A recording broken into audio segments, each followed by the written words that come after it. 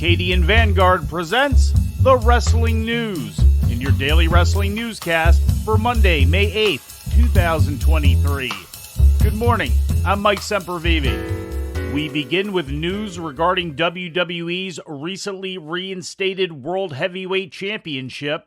The 12 individuals who will be involved in the tournament to crown the new WWE World Heavyweight Champion were announced online yesterday. They include, from the Raw side, Seth Rollins, Shinsuke Nakamura, The Miz, Damian Priest, Cody Rhodes, and Finn Balor. And from the SmackDown side, Sheamus, Edge, Rey Mysterio, Bobby Lashley, AJ Styles, and United States Champion Austin Theory. No free agents were included in the tournament.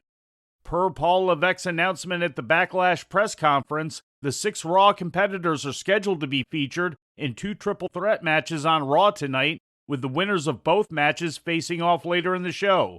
The same is scheduled to take place with the other 6 participants next Friday on SmackDown. The final winner on both Raw and SmackDown would then be scheduled to meet at WWE Crown Jewel in Jeddah, Saudi Arabia on May 27th to determine the new title holder. Of the 12 competitors involved in the tournament, 8 have held a World Heavyweight title in WWE before, while 2 more, Cody Rhodes and Shinsuke Nakamura, have held world titles for other organizations. The only 2 participants to never hold a World Heavyweight title are Damian Priest and Austin Theory. In more WWE news, Bianca Belair passed a major milestone with her win over Io Sky at Backlash Sunday night, becoming the longest reigning Raw Women's Champion ever as of yesterday. Belair hit the 399-day mark, surpassing the 398-day Raw Women's title reign of Becky Lynch that occurred from 2019 to 2020.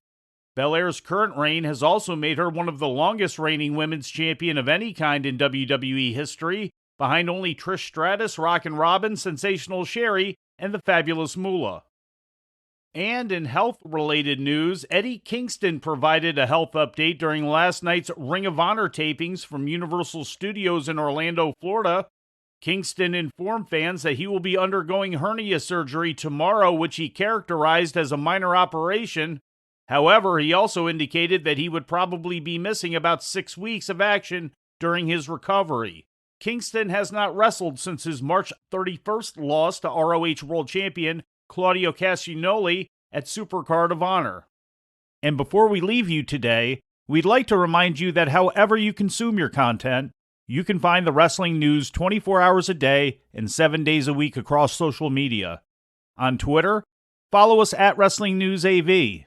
Our Facebook page is also Wrestling News AV.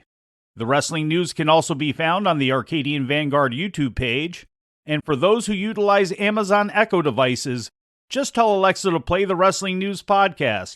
And remember to make sure you add podcast at the end. Once again, for daily updates, breaking news, and more, follow the Wrestling News across social media. And that's the news for today.